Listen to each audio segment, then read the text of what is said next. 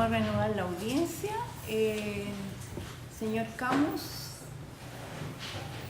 lo llamamos para que pueda completar su réplica en relación a un punto preciso de la calificación de los daños conforme al artículo 485 número 6. Así es, en sí. relación al hecho número 2. Buenos días, señora presidenta, buenos días a señores magistrados también. Se me había informado cuál era el punto que necesitaba el tribunal que hiciera referencia. Entiendo que efectivamente el Ministerio Público en su alegato de clausura había mencionado la posibilidad de recalificar estos hechos en lo que dice relación y particularmente con los hechos que afectaron a la primera comisaría a la figura del artículo 485 número 6. En ese entendido, vuestras señorías entiende esta defensa que no procedería dicha recalificación, puesto que más allá de la discusión sobre la naturaleza jurídica de la primera comisaría, el monto de los daños que aparecen consignados en la acusación dice que afectó a la rotura de ventanales de la primera comisaría de Carabineros con un avalúo de 160.650 pesos.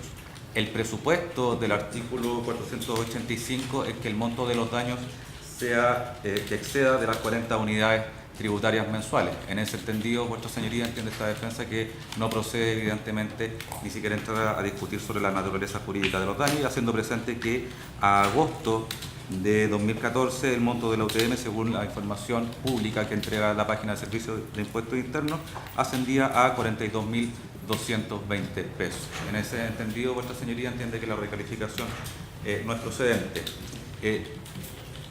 Se mantendría entonces la calificación como el artículo 487 del Código Penal, que es lo que ha solicitado esta defensa, haciendo presente que sería un único delito de daños del artículo 487 del Código Penal, que tiene diversos afectados, que son los que se señalan en la misma acusación, respecto de los cuales esta defensa no hace discusión. La juicio de esta defensa es un único delito de daño que tiene 3 personas afectadas, toda vez que no estamos hablando aquí ya de bienes jurídicos de carácter personalísimo. Es todo lo que puedo, señora señoría, al respecto. Muy bien. Entonces, en este momento damos por concluida la réplica en relación a la defensa de la acusada Casanova. Y le otorgo la palabra al señor defensor Gómez con el objeto de que plantee la réplica por parte de su representado, el acusado Juan Flores. Señora Presidenta, desde ya solicito su autorización para Sí, retirarme, estaba no hay realizando otra labor. Muy bien.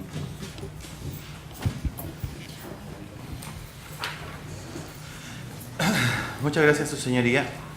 Y en relación a la estructura de nuestras réplicas, quiero desde ya solicitar autorización para dejar un aspecto que dice relación precisamente con pequeños tópicos en relación a recalificación del delito que fueron planteados por el Ministerio Público y por parte querellantes para el día de mañana, porque con lo que tengo presupuestado para el día de hoy probablemente no lo alcance a desarrollar. Muy bien, no hay inconveniente. En relación a la réplica, magistrado, y voy a con ello querer ser bien estricto en cuanto a hacerme cargo de las réplicas del Ministerio Público y las partes querellantes. Desde esa perspectiva, la verdad es que he estructurado mi alegación sobre la base de en un orden consecutivo, de la misma manera como fueron saliendo por parte del Ministerio Público y de los querellantes ciertos tópicos. Algunos de ellos los trataré de englobar, pero siguen una misma estructura de cómo fueron presentándose por parte de la Fiscalía. Desde esa perspectiva, magistrado, si bien en algunos aspectos el Ministerio Público hacía referencia, por ejemplo, a alegaciones de la defensa de Enrique Guzmán o la defensa de Natalia Casanova, en la justificación ahondaba en argumentos que de alguna manera a nosotros nos involucraba. Por tanto, también voy a tener que hacerme cargo en algunas partes, en algunos temas que esbozó la Fiscalía que de alguna manera me resultaban pertinentes. Y en ese orden de cosas, una de las primeras cuestiones que el Ministerio Público parte casi enrostrando a la defensa de Guzmán Amadeo es el hecho de que no fue esa defensa la que solicitó al Servicio Médico Legal y a la Unidad de Genética Forense la realización o el complemento de los informes periciales en materia de ADN. Y enhorabuena, magistrado, y qué bueno que el Ministerio Público haya sacado a colación ese tema, porque imagínense, sus señorías, qué habría sido de este juicio si no hubiésemos tenido las luces que nos entregaron tanto los peritos del Servicio Médico Legal, González Cotter, como Macarena Escobar, respecto de este tema, respecto del tema del ADN. ¿Qué hubiese sido la oscuridad en la cual hubiésemos transitado para entender la mecánica del ADN si solamente nos hubiésemos quedado con las palabras de Sonia Enríquez, en que el método biológico se basa en la armonía y en la lógica, y que por tanto no requiere valoración estadística? Por tanto, como digo, en una primera cuestión, qué bueno que se haya reconocido, y eso da cuenta en definitiva que acá faltó rigor en torno a la precisión de ciertos conceptos. Otra segunda cuestión, magistrado, dice relación con que señaló el Ministerio Público que existan 9 o 10 marcadores de Flores y Casanova y 13 para Enrique Guzmán por sí solo desde un punto de vista genético no permite llegar a un resultado de la globalidad de la prueba. Es decir, de alguna manera la Fiscalía ahora parece restarle importancia a la prueba genética, y lo que nos planteó en su réplica, tanto como en su clausura, es que en definitiva no había que darle tanta importancia a la prueba genética, porque en definitiva el único valor que ella tenía es solamente ser orientativa y que había que armonizar con otros elementos. Bueno, pues bien, magistrado, esta argumentación por parte de la Fiscalía resulta bastante curioso con la misma redacción de los hechos de la acusación, porque si uno advierte en la redacción de los hechos de la acusación, el hallazgo genético del perfil de los imputados en evidencias de los sitios del suceso fue un hecho así consignado en la acusación.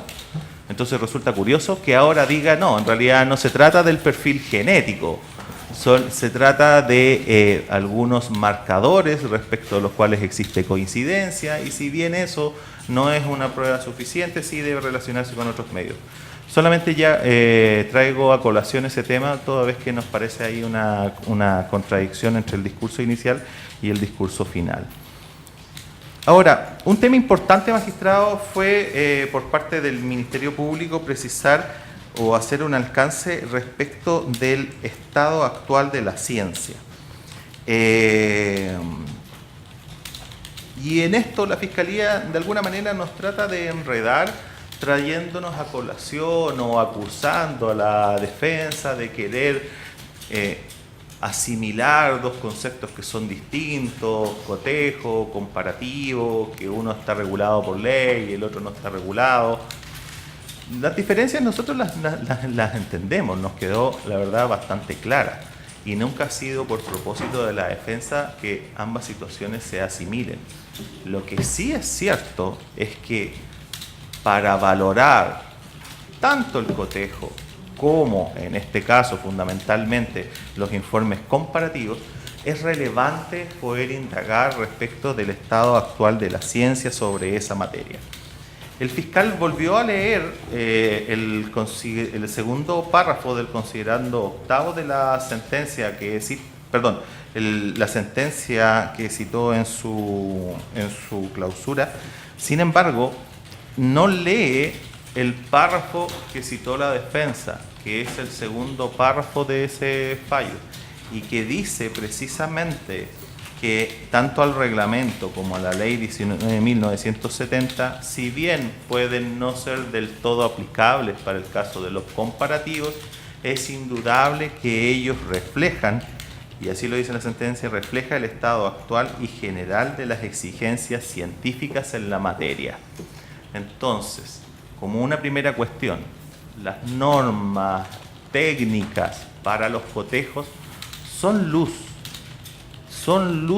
para el desarrollo igual de la metodología de comparación.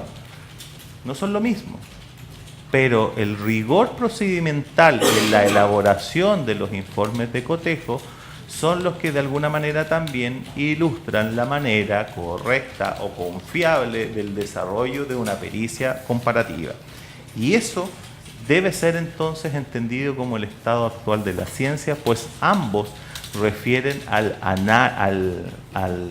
la extracción, levantamiento, cuantificación, determinación y análisis de la evidencia genética y el material genético aportado como muestra testigo. Desde esa perspectiva, magistrado, el análisis que realiza el Ministerio Público en cuanto a que las recomendaciones internacionales, y para esto él se dio el tiempo de leer tanto la ley, el reglamento, y solamente advertir que el presupuesto de las recomendaciones internacionales solamente estaban propuestas a propósito del PCR, que es la técnica de extracción. La verdad es que no debe ser así entendida. Las recomendaciones internacionales, y ya la verdad es que bastante han señalado mis colegas que me han precedido, y yo creo que respecto de esto ya también existe claridad, pero a mayor abundamiento, las recomendaciones internacionales son un elemento para la buena praxis, para la buena técnica, para la confiabilidad de los resultados. Y es así que las recomendaciones internacionales son elementos para la buena técnica que tanto González Cotter como Macarena Escobar, peritos del Servicio Médico Legal y de la Unidad de Genética Forense y Registro Nacional de ADN, ellos utilizaron en ciertos criterios interpretativos las recomendaciones internacionales. Por otro lado, el día 10 de agosto del año 2007, en la pista 7, en el minuto 38, yo creo que González Cotter acertó de manera precisa en cuál es el sentido, en definitiva, final de las recomendaciones internacionales. Y lo que él dijo, la verdad es que confirmando una afirmación propuesta por la defensa, pero lo que en definitiva se establece es que el objetivo de las recomendaciones internacionales es dar más confianza en el resultado del análisis. Dar más confianza, su señoría, en el resultado del análisis, si de eso estamos hablando. Y posteriormente señaló, no son obligatorias, pero se recomienda, pues se está trabajando en un rango complicado de análisis. Y obviamente, su señoría, si cuando hablamos de mezclas complejas con ADN degradado o con poco ADN, tenemos una infinidad de factores que nos pueden significar artefactos, alelos que en realidad no están, o drop out, alelos que en definitiva se pierden. Por tanto, el análisis o las recomendaciones internacionales que nos permiten en definitiva ir incorporando los nuevos conocimientos sobre la materia, el objetivo, tal cual lo indica, es dar más confianza en los resultados del análisis. Si esas recomendaciones internacionales no se incorporan, la lógica es entonces que no podremos dar suficiente confianza a los resultados que no las incorporen. Desde esa misma perspectiva, su señoría, las recomendaciones internacionales no solamente dicen relación en torno a, o más bien, las recomendaciones internacionales sobre el tema que nos compete es relevante en tres aspectos. La primera es respecto de la necesidad de realizar repeticiones de la extracción.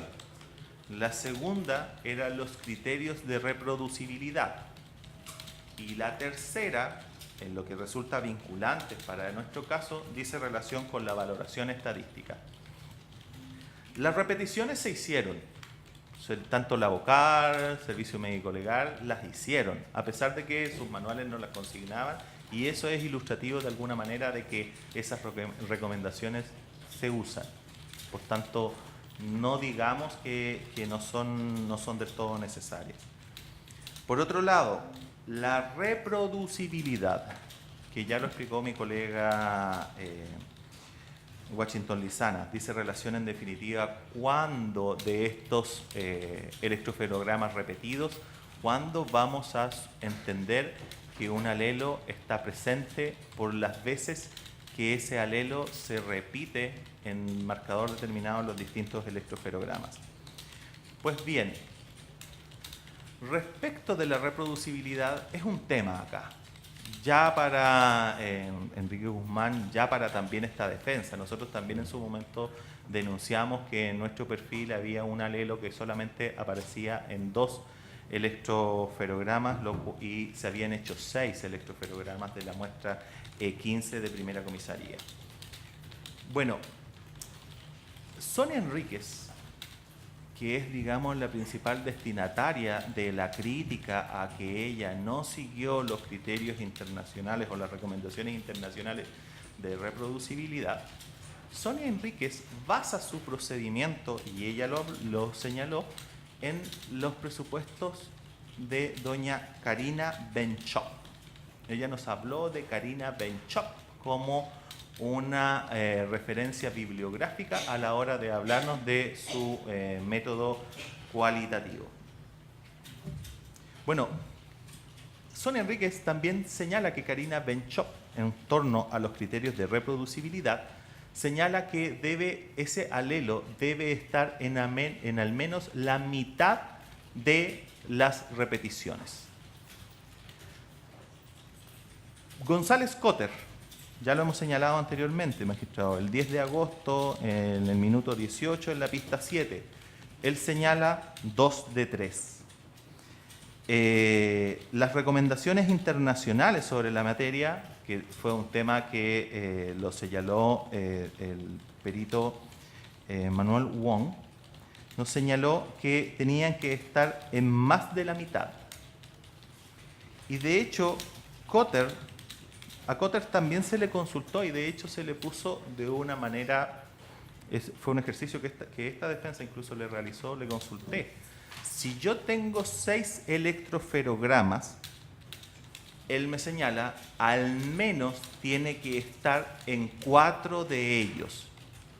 Esto lo señaló en el minuto 19:30 de la pista 7 del 10 de agosto del 2017. Por tanto, que en la determinación del perfil genético de la evidencia existan alelos que aparecen solamente una vez, como el caso que afecta a mi colega Guzmán, o 2 veces, como el caso que me afectó a mí, que lo señalé en el clausura, dice relación con que no se respetan ni siquiera las recomendaciones internacionales, ni siquiera la referencia bibliográfica que la misma analista dice ser fundamento para su metodología. Por otro lado, magistrado, y en términos de la valoración estadística, ya también se hizo presente que también González Cotter, en el minuto 34, en la pista 7, también del 10 de agosto, él señaló que la valoración estadística aplica tanto al método cualitativo y cuantitativo. Ambos incorporan la valoración estadística, independiente del método. Por otra parte, en la pista 9 del mismo día, 10 de agosto, desde el segundo 0 hasta los 2 minutos, él señala que la valoración estadística se hace tanto en cotejo como en comparativo. No existe excepción. Por tanto, aquella mención de que en definitiva la valoración estadística no se tenía que realizar porque no era un examen de cotejo y que la valoración solamente era exigida para cotejo, la verdad es que no es tan así. El estado actual de la ciencia la recomienda y es necesaria precisamente para la confiabilidad de los resultados. Si no, ese resultado de 9 o 10 o 11 marcadores se representan en el perfil de la evidencia, la verdad es que no le podemos asignar ningún valor, su señoría. No tiene ningún valor, porque en la medida que no incorpore la frecuencia poblacional, esos 9, 10, 11, 12, incluso 13, pueden ser iguales en un porcentaje importante de la población chilena. Si no se incorpora la frecuencia poblacional, saber qué tan frecuente es que este alelo esté en este perfil, la verdad es que nos digan 10, 9, 11, solamente es un lenguaje que tiende a engañarnos. Por eso, su señoría, qué bueno que el Ministerio Público reconociera que los peritajes del Servicio Médico Legal fueron a instancias de la defensa, pues si no nos habríamos quedado en el oscurantismo que nos planteaba Sonia Enríquez. Decirnos en 9 marcadores se encuentra representado el perfil de Juan Flores en la evidencia de 15, no significa nada, si no se incorpora posteriormente la valoración estadística.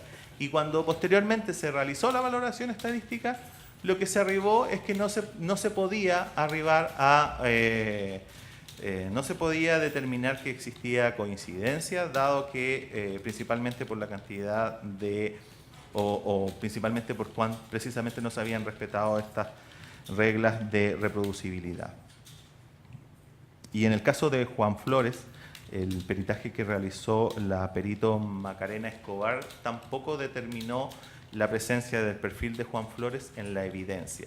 Y ojo, que se le preguntó, que si bien ella argumentó de que esto podía deberse a problemas de pérdida de los alelos, al hecho de que la evidencia había estado mucho tiempo en custodia, cuando se le consultó de si estaba segura de que el perfil de Juan Flores no se encontraba en la evidencia, ella lo confirmó, absoluta seguridad. Por tanto, su señoría, en este tema de las recomendaciones internacionales como elemento de la buena praxis, como elemento del estado actual, no tenemos que perdernos. Y ojo, las justificaciones de por qué no se hicieron criterios de reproducibilidad conservadores o por qué no se hicieron valoración estadística, tiene la verdad más que ver en la falta de experiencia de los peritos. A Sonia Enríquez se le leyó su currículum y ella en una primera instancia señaló que efectivamente no tenía experiencia en lo que dice relación a la interpretación de perfiles mezcla. Posteriormente incluso me acusó de mentiroso. Y cuando revisamos uno a uno los cursos que ella había realizado, la verdad es que eran solamente cursos prácticos de PCR, que son de técnicas, pero que no son de análisis y valoración, que es lo relevante acá. La incorporación de estos criterios internacionales de reproducibilidad, la incorporación de la valoración estadística. Pero si su señoría, si incluso Sonia Enríquez señaló que no sabía hacer valoración estadística. Por tanto, la justificación del Ministerio Público de que en definitiva acá no se hizo valoración estadística porque no forma parte del método, mentira, no sabían hacerla, no tenían el software que incluso es gratuito, no sabían hacerla. El día 24 de julio, en la hora 05:30 de la pista 4, Sonia Enríquez viene a reconocer que el método que ella propone, este método biológico basado en la armonía de los alelos y la lógica, es menos completo que el método cuantitativo que incorpora, por cierto, valoración estadística. por fin, luego de mucho batallar, luego de preguntas muy esquivas, luego de permanentes incidencias por parte del Ministerio Público, por parte de ciertos querellantes que impedían el ejercicio de defensa, por fin, el día 24 de julio, a la hora 05:30, ella reconoce que su método es insuficiente, es menos completo que el método cuantitativo, que es el que incorpora la valoración estadística. ¿Cómo entonces, su señoría, vamos a dar confiabilidad a ese procedimiento? ¿Cómo entonces vamos a dar confiabilidad a sus conclusiones si ella misma reconoce que es incompleto? Y ojo, que con estos informes se logran prisiones preventivas hoy.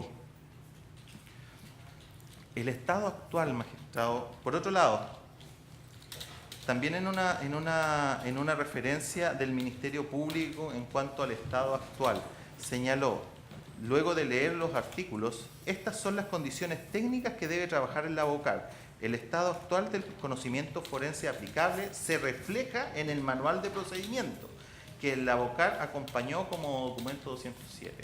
Es decir, el Ministerio Público señala que el estado actual de la ciencia está ilustrado en el manual.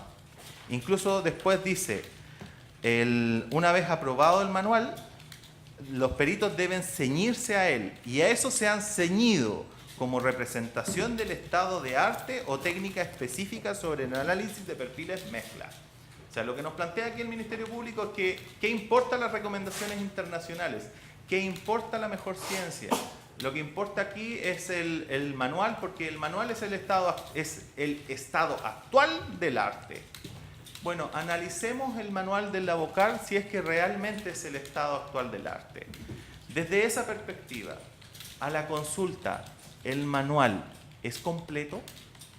La verdad es que no, porque el manual, y de hecho en muchas oportunidades, tanto Cádiz como Sonia Enríquez, señalaron que el manual no contenía criterios para la determinación del contribuyente mayoritario, por ejemplo, o no contenía criterios para la determinación de cuándo, cómo hacer las repeticiones, si se hace desde el elemento amplificado o si es que hay que hacerlo nuevamente desde la evidencia.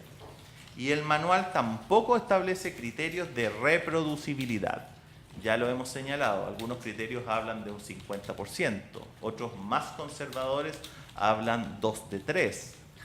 Y Karina Benchop también, como hemos señalado, más de la mitad. Por tanto, si el estado actual está en el manual y el manual no tiene esos elementos que son básicos, ya se nos cae esa afirmación. Por otro lado, ¿qué nos dijo Sonia Enríquez y Cádiz respecto del manual? O respecto de dónde ellos extraen la fundamentación técnica de alguno de sus procedimientos. Sonia Enríquez, cuando se le consultaba respecto de los criterios de reproducibilidad o las reglas de repetición, decía que eso estaba en los libros técnicos del laboratorio. Ni siquiera hablaba del manual. Decía que hacían reuniones y en esas reuniones se fijaban ciertos criterios y a eso se atendían. Por tanto, el manual no es suficiente si existen los libros técnicos. Por otro lado, Cádiz nos habló de que a veces ellos también lo sacaban de los informes periciales de otros laboratorios. Y yo incluso recuerdo que eso fue objeto de una pregunta por parte de los magistrados, en términos de a qué se refería. Y él señaló que bueno, que a veces les llegan para hacer cotejos o comparaciones, informes de otros laboratorios, y ahí ellos más o menos ven qué tal o pueden extraer algunas apreciaciones. Si eso es así, si su rutina es así, deja en evidencia, por cierto, que el manual no es del todo completo como para derivar de él lo que dice el Ministerio Público, que sea el manual el reflejo del estado actual de la materia. Y por último, o en otro sentido, si es el manual la representación del estado actual, veamos quién lo redactó. Y resulta que participaron en la redacción de ese manual los mismos que insuficientemente lo aplican. Principalmente Sonia Enríquez y también el señor Cádiz. Sonia Enríquez reitero, se analizó su currículum y se que dejó en evidencia que ella solamente tenía cursos prácticos. Cuando compran una máquina, el mismo proveedor les enseña a usarla, pero eso no te apoya en términos de poder recolectar elementos que te permitan llevar a un mejor entendimiento de lo que estás realizando, principalmente los criterios de reproducibilidad. Y la misma Sonia Enríquez que reconoció que ella no sabía calcular el LR en mezclas complejas. Eso nos deja en evidencia entonces que el manual generado es insuficiente porque los que lo redactaron no tienen un conocimiento cabal, al menos en ese punto que es importante, que dice relación a la valoración estadística. Por otro lado, si uno analiza también el manual del Lavocar y lo compara, por ejemplo, con los manuales del LACRIM, los manuales del LACRIM eran 32 manuales. Se acompañó como documental 208 y era una carpeta grandota. No me recuerdo cuántas hojas tiene el manual de Lavocar, pero de por cierto, insignificante al lado de otro laboratorio. Por último, tanto el Servicio Médico Legal y la Unidad de Genética Forense, reitero, aplican la valoración estadística. Por tanto, si el manual de Lavocar no la contempla, no puede decirse que ese sea el estado actual de la ciencia, pues otros laboratorios aplican valoración. No es, entonces, el estado actual de la ciencia no es que no se haga valoración estadística, todo lo contrario. Señaló también, magistrado, el Ministerio Público, el manual, volviendo al manual, el manual aprobado por el registro de ADN, todos los picos de RFU de 80 hacia arriba van a la tabla. Basta que aparezca una sola vez sin necesidad que sea observable en una segunda oportunidad. Esa afirmación del Ministerio Público no lo dijo nadie. Nadie dijo eso. Ni siquiera Sonia Enríquez. Sonia Enríquez, en definitiva, se evidencia su mala técnica. Pero ella, cuando nos habla de Karina Benchop, ella nos habla de más de la mitad. Por tanto, nadie ha señalado que basta que un alelo más de 80 RFU vaya a la tabla. No, eso no es así, porque efectivamente existen los criterios de reproducibilidad. ¿Cuándo en definitiva vamos a llevar un alelo a la tabla? Y como lo dijo González Cotter, si tenemos 6 electroferogramas, entonces debemos observarlo en 4. También el Ministerio Público, a propósito de este tema, haciéndose cargo de una alegación de la defensa, señaló que el Lavocar utiliza como umbral analítico 80 RFU y que la documental 144 que nosotros citamos, el correlativo 125, que dice que fue un paper, incluso un paper publicado en una revista científica, que dice relación al análisis de STR para detectar ADN humano de dispositivos de bomba explosada.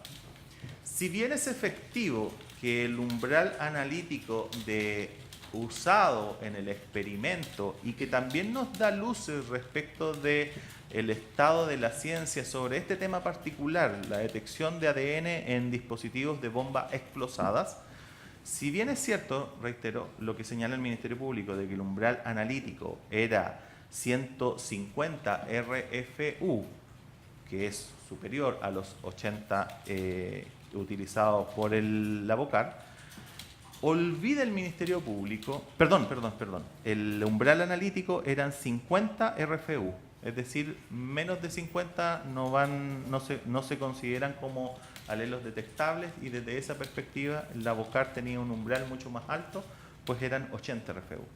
Eso es mitad verdad, porque si bien es efectivo que menos de 50 RFU no son considerados alelos, lo cierto es que en el experimento, desde los 50 RFU hasta los 150 RFU, se generaba una franja intermedia que el Lavocar no lo consideraba.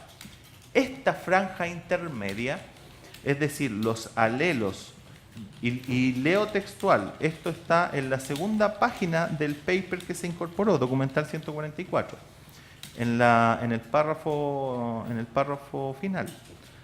Los alelos de un perfil genético con un valor de 50 a 149 de RFU fueron declarados activos.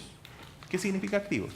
Los alelos activos no son reportados y no pueden usarse en cálculos estadísticos, pero pueden usarse para exclusiones. Es decir, su señoría, acá esa franja intermedia de 50 a 150, en donde se ven, pero no se utilizan para comparativos, para valoraciones, para cálculos estadísticos, solo pueden ser utilizados para análisis de exclusión.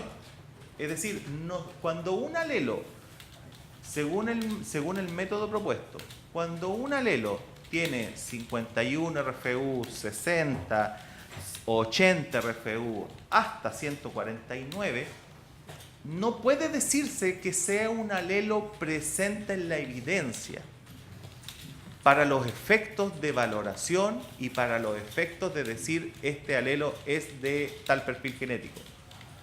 No sirve para un análisis inclusivo.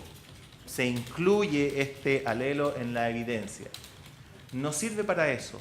Solamente sirve para hacer una valoración exclusiva, es decir, poder de ello derivar si es que una persona no contribuye en la evidencia.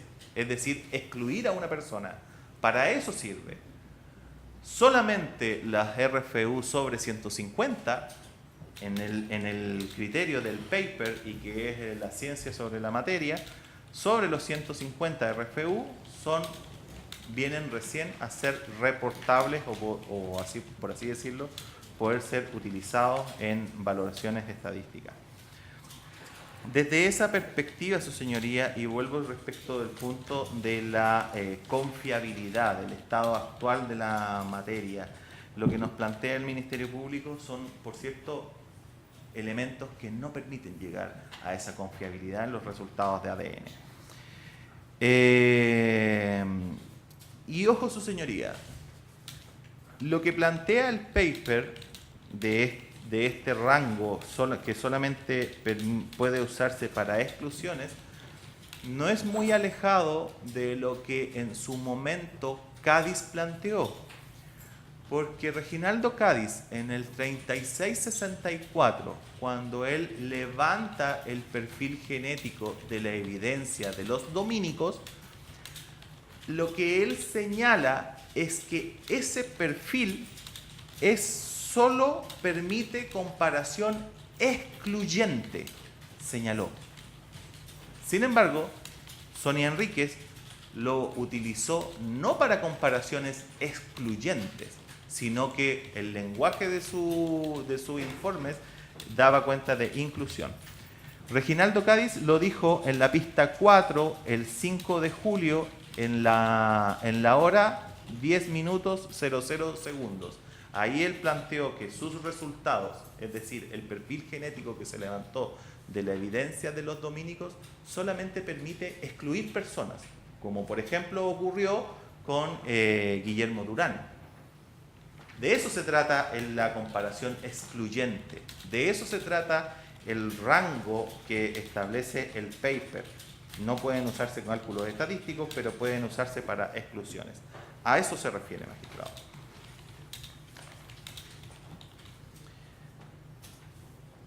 Pasando a otro tema, también en relación a los dominicos, magistrado, se habló acá de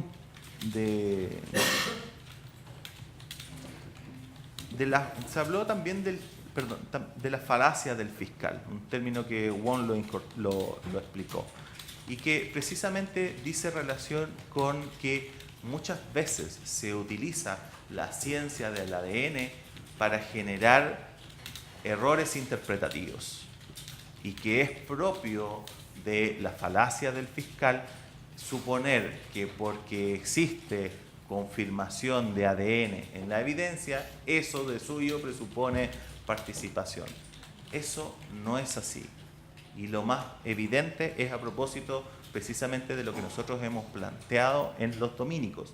Nosotros dijimos que nuestros cuestionamientos en torno a la técnica de levantamiento de ADN y comparación decían principalmente relación a comisaría.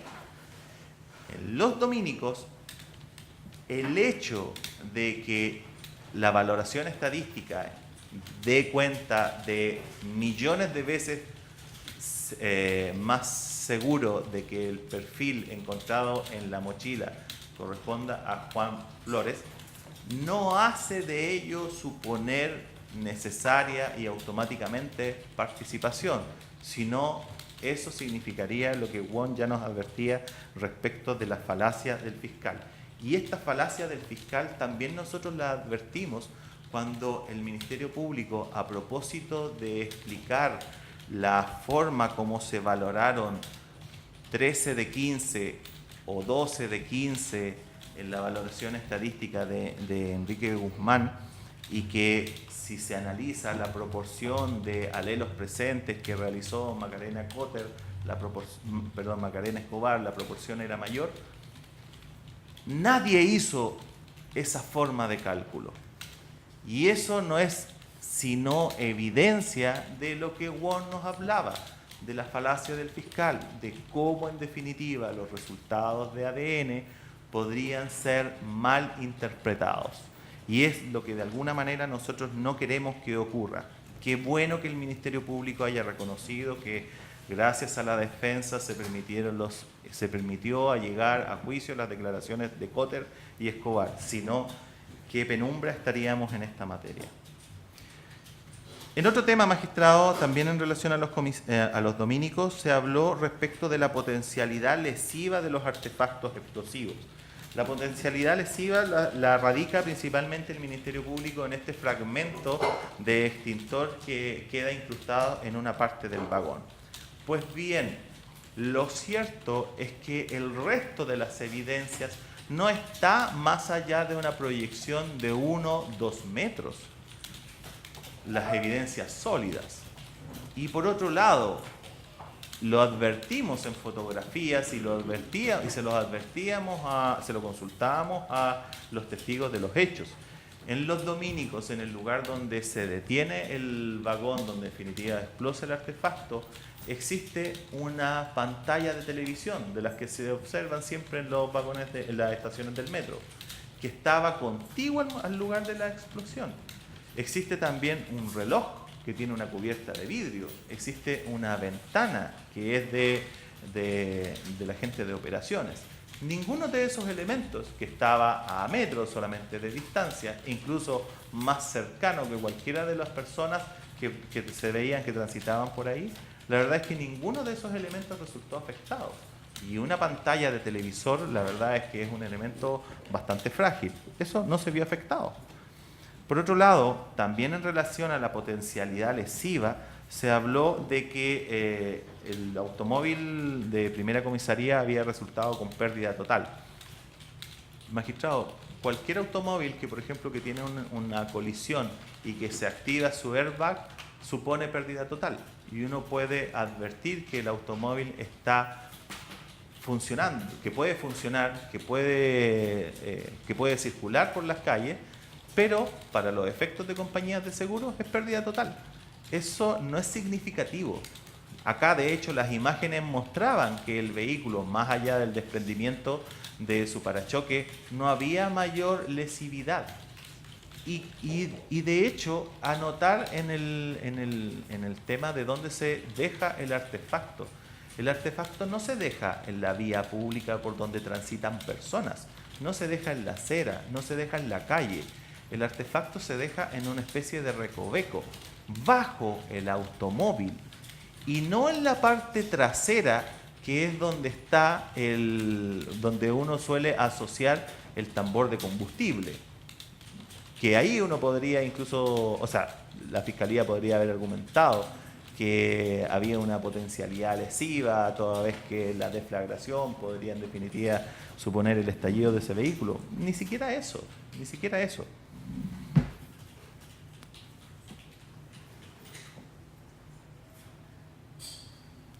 En relación al concierto previo, magistrado, otro tema que también se analizó por parte del Ministerio Público y a propósito de las alegaciones de Guzmán Amadeo, pero nos trae a colación, o sea, argumenta sobre la base de que el perfil genético de Juan Flores se encontraron en la evidencia de los artefactos explosivos en relación a comisaría.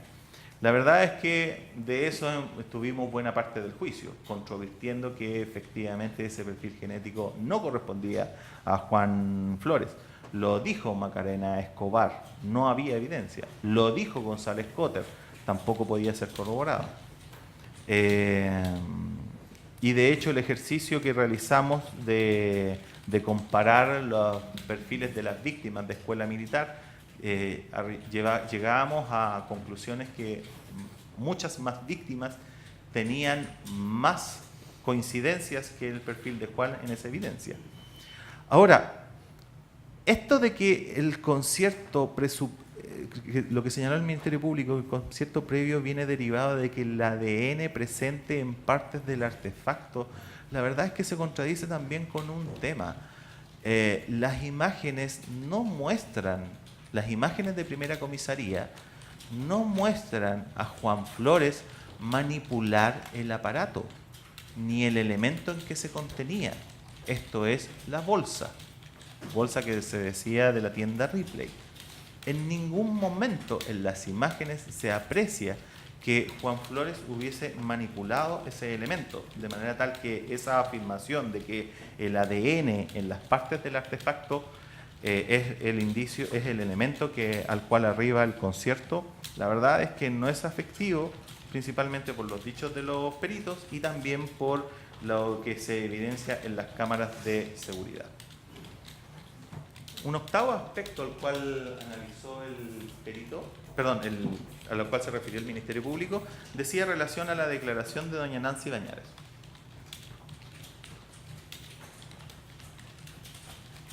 El Ministerio Público, por cierto, destaca el reconocimiento de la testigo, pero en general todas las referencias al reconocimiento decían relación con lo que supuestamente habría ocurrido en Fiscalía, donde la declaración que elabora el propio Ministerio Público sin presencia de ninguna contraparte, se señala que ella habría reconocido. Pues bien, el tema acá para el tribunal es ¿qué valor le vamos a dar al reconocimiento, a ese supuesto reconocimiento que solamente es traído al tribunal por la vía del artículo 332, cuando lo que advertimos en la audiencia es que ella, en mejores condiciones, en circunstancias de mayor tranquilidad, en circunstancias de una pantalla mucho más grande, en circunstancias de que tenía sus lentes, de que señalaba que se encontraba más tranquila, no reconoció, vio las imágenes y no reconocía a los sujetos como ni por su característica física, ni por sus vestimentas, ni por su forma de caminar. Nada, no los reconocía. Se refirió por parte del Ministerio Público que el reconocimiento en la oficina del Ministerio Público lo había sido en las imágenes de la investigación, incluso se dio cuenta del NUE en donde se contenían esas imágenes. El punto es, su señoría, bueno, y también se destacó mucho por parte del Ministerio Público que en audiencias en 3 ocasiones, señalaba la Fiscalía, la testigo habría dicho de que ella en Fiscalía dijo la verdad.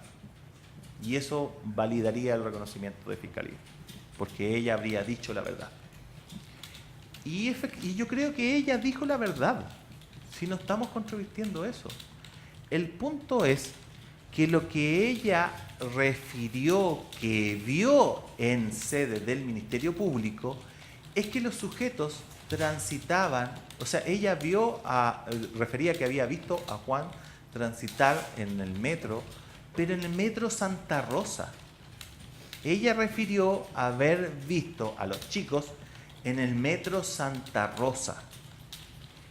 Y entonces, lo que nos queda acá es que si le muestran imágenes que son nítidas, de que se puede apreciar que corresponden a Juan Flores, que son el tránsito en metro Santa Rosa, en otras imágenes, no lo señaló ella, pero yo lo presupongo, que si se hubiesen mostrado imágenes de otros tránsitos, por ejemplo, transitar con el padre, y después se le muestran imágenes de los dominicos o escuela militar, lo que ahí ocurre es una sugestibilidad, porque en definitiva se le está diciendo, esta persona es la misma de los primeros videos. ¿Cómo es que llega al recuerdo de la señora Nancy Bañares las imágenes de metro? Si el NUE al cual el Ministerio Público aludía, que eran las imágenes que se le exhibieron, era un NUE que no contenía imágenes del metro Santa Rosa. Por el contrario, sabemos que en el otro medio de prueba 558, que es un medio de prueba que a la fecha de la declaración de la señora Nancy Bañares existía, en ese aparecen imágenes de botillería, aparecen imágenes del metro Santa Rosa, sumadas también a las imágenes de los dominicos y escuela militar. Lo cierto es que ahí, de esa manera, se evidencia de alguna manera el error.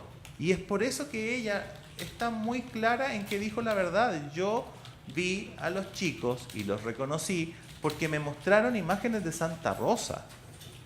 Y a eso es a lo que ella se refería cuando decía que había dicho la verdad.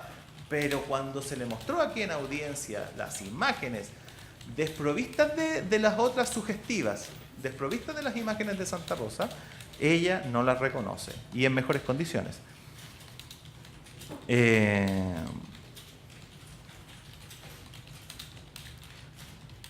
Por eso, cuando ella le decía al fiscal, y lo dijo acá en audiencia, de que su reclamo de que no le dijeron que eran las imágenes del atentado, y por eso sus impresiones, claro, es que así conjuga. Por eso es que ella reclamaba.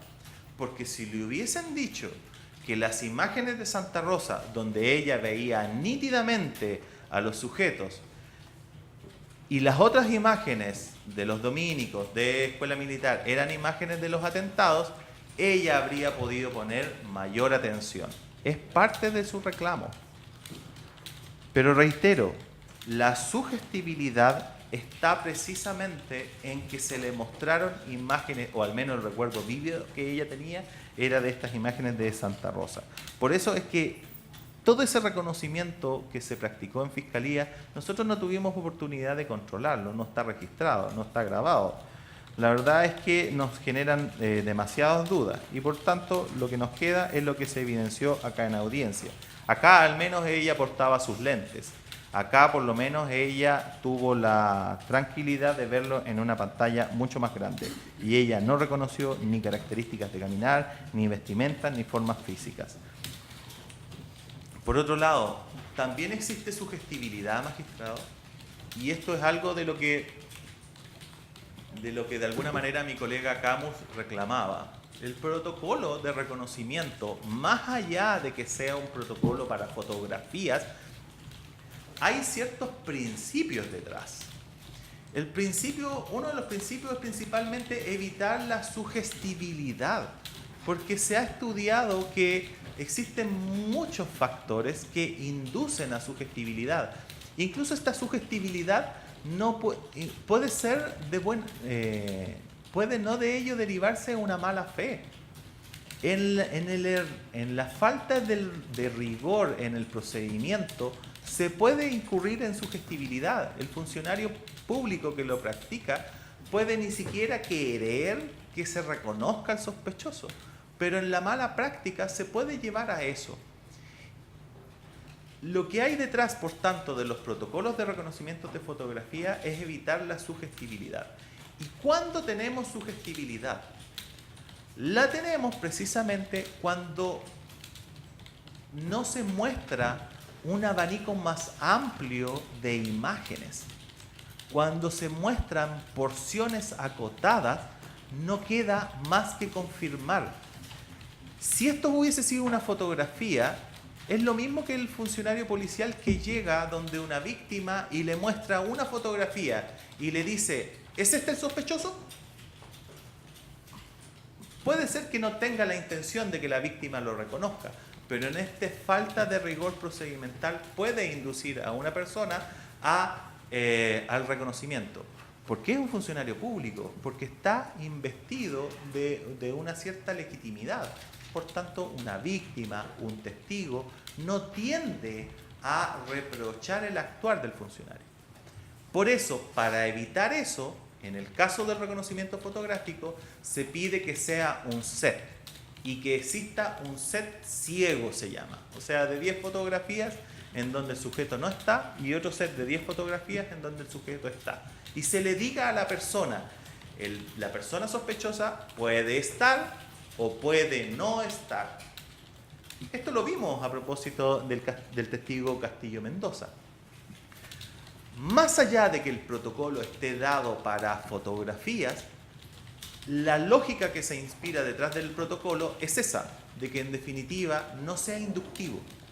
Cuando se dice que se le mostraron imágenes que decía relación a los dominicos o que decía relación a escuela militar, del sospechoso se dejaron de lado un abanico de otras posibilidades. Se dejó de mostrar, por ejemplo, otros sujetos que también transitaron por el metro, otros sujetos que también transitaron por escuela militar. Hubiese sido más objetivo que se le permitiera ese abanico. Y por eso es que en algunos momentos, cuando se mostraban esos videos y la Fiscalía precisamente quería incorporar al tribunal la parte donde transitaba el sujeto sospechoso, nosotros como defensa pedíamos que no, que se hiciera 5 minutos antes y 5 minutos después, precisamente para evidenciar que había un margen mayor de imágenes que pudieron haber sido exhibidas. Ese margen mayor habría evitado la sugestibilidad y eso no se realizó. Incluso en el reconocimiento del Ministerio Público, del NUE que se incorporó, NUE que tenía solamente imágenes del sospechoso, se evidencia que no comprendían imágenes mayores que hubiesen permitido al testigo tener un abanico más amplio de posibilidades.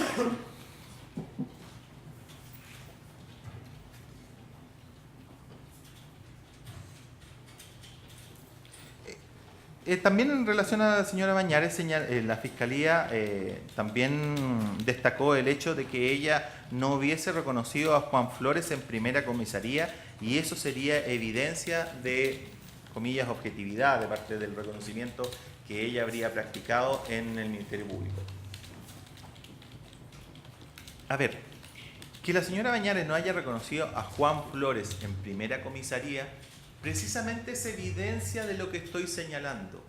Cuando a una persona se le muestra imagen de un sospechoso, tiende a reconocerlo. En las imágenes de los dominicos había un sospechoso masculino y un sospechoso femenino. En las imágenes de escuela militar había un sospechoso masculino. Por tanto, tiende a reconocer. Por el contrario, en comisaría existen dos sujetos masculinos y el hecho que ella no haya reconocido a Juan en las imágenes de comisaría es precisamente evidencia de que al haber un mayor catálogo, al haber más personas y se le pida poder identificar de cuál de esas personas es el sospechoso, ella no lo pueda hacer. Porque precisamente de eso se trata, de que exista una disposición mayor de imágenes para que el reconocimiento no sea inductivo, de manera tal que la señora Bañares no haya reconocido en voz del Ministerio Público que este no reconocimiento sea por una evidencia de supuestamente objetividad, No lo es así, su señoría.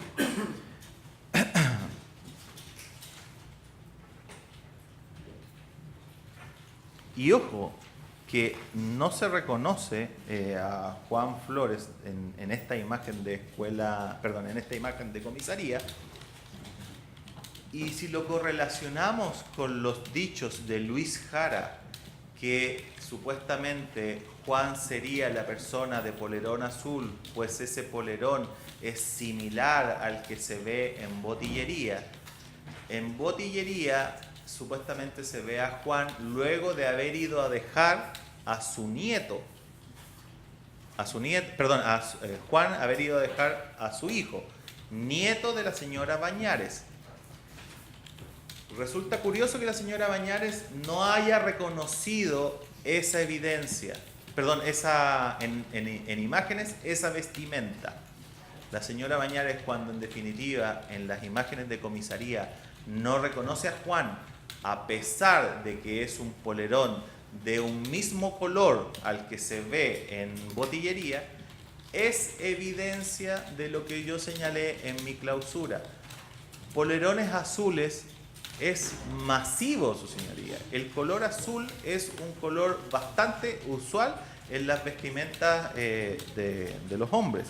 Por tanto, si la testigo Bañares no logró un reconocimiento de esa vestimenta, es bastante indicativo y contradice bastante la apreciación a ese respecto de Luis Jara. Y se cuestionó también el hecho de que el padre de Juan Flores hablara con la testigo Bañares. Ella lo aclaró, ella dijo que era para asuntos familiares. Es más, ella nunca, y esto es lo importante, ella nunca denunció o declaró denuncia de presiones para retractarse. Muy por el contrario, ella estaba bastante enfadada por cuanto de alguna manera la Fiscalía en su sentir la había engañado y por eso era su reclamo, porque nunca se le había dicho que estas imágenes decían relación a sospechosos. Y lo que yo argumento en ese sentido es que son evidencia de la sugestibilidad, lo cual se corrobora con el hecho de sus dichos a propósito de Metro Santa Rosa, imágenes que solamente podrían haber sido exhibidas por la Fiscalía. En cuanto al hecho 4, su señoría, también por parte de la Fiscalía se argumentó, y esto a propósito de alegaciones de la defensa de Natalie Casanova, se argumentó que sí se habrían encontrado elementos para la confección de pólvora. La verdad es que tanto la defensa de Casanova como esta defensa referimos que efectivamente no se habrían encontrado elementos para la confección de pólvora. Y con ello la verdad es que al menos yo me estaba refiriendo a molinillos, morteros, que son los elementos que se utilizan en la confección. La Fiscalía refirió que el elemento encontrado era la presencia de salitre potásico y que ese era un elemento para la confección de pólvora. Es cierto, el salitre potásico es un elemento, pero ¿cuál fue la cantidad de salitre que se encontró en la casa de los imputados? Una bolsita. Y la verdad es que ningún perito tuvo el detalle de pesar a cuánto correspondía esa bolsita. Y la verdad es que, por lo que veíamos en la fotografía y lo que pudimos apreciar, no pesaba más de 5 gramos, 10 gramos. La verdad es que era una cantidad bastante ínfima. Y si esto lo correlacionamos con las proporciones que se requieren de potasio para la elaboración de pólvora, todos los testigos nos hablaron de que el porcentaje era de 70%. Por tanto, esa bolsita de salitre potásico no nos habría permitido generar más allá de 1 gramo de pólvora. No es, por tanto, una evidencia de que se hubiese encontrado elementos para la confección de pólvora una bolsita chica de salitre potásico, cuando sabemos que se requiere un 70% de ese elemento. Y acá estábamos hablando de artefactos que utilizaban alrededor de 1 kilo. Lo que no se hizo cargo el Ministerio Público a propósito del hecho número 4, ni ninguno de los querellantes, son de las afirmaciones de la testigo 138, doña Ingrid Fuentes, que la hicimos presentes en nuestro legato de clausura. Tampoco se hizo cargo, ni la Fiscalía, ningún querellante, de las trazas de pólvora encontradas en el domicilio. Pues si bien se encontraron trazas, estas no estaban en la vestimenta de ninguno de los, al menos de Juan Flores.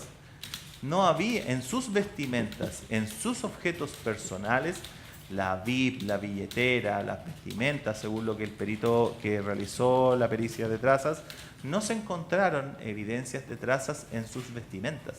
De hecho, al momento de su detención de Juan Flores, también a la ropa que él portaba al momento de ser detenido, también se le hizo un examen de trazas y tampoco resultó evidencia. Por tanto, la Fiscalía no se hizo cargo de lo que nosotros señalamos. Acá trazas se encontraron en herramientas de Guillermo Durán. Trazas se encontraron en vestimenta de Guillermo Durán. En el patio, lo que señaló la testigo Ingrid Fuentes es que en el patio de ese domicilio trabajaba en su momento Guillermo Durán y que éste concurría habitualmente al domicilio. Por tanto, la permisividad de la cual hablaba mi colega Camus y la cual nosotros también nos hicimos, queda en evidencia acá. En la testigo 138, muchas personas, grupos de jóvenes, llegaban a ese domicilio. Y esto en relación, reitero, al hecho número 4. Otro punto, magistrado. Sí. Otro punto dice relación con la VIP. Critica a la Fiscalía el que debimos haber entregado antecedentes a quien lo facilitó. Nosotros hicimos nosotros hicimos en el alegato de apertura, hicimos presente que Juan no iba a delatar a personas que formaban parte de su grupo de amigos y a quien él considera hermanos, que él no va a cuestionar el proceso interno que pudo haber tenido otra persona. El hecho de que no se entregaran esos antecedentes a la Fiscalía no supone de ello participación. Por eso es que yo fui bastante enfático en el momento de mi apertura de hacer esa precisión.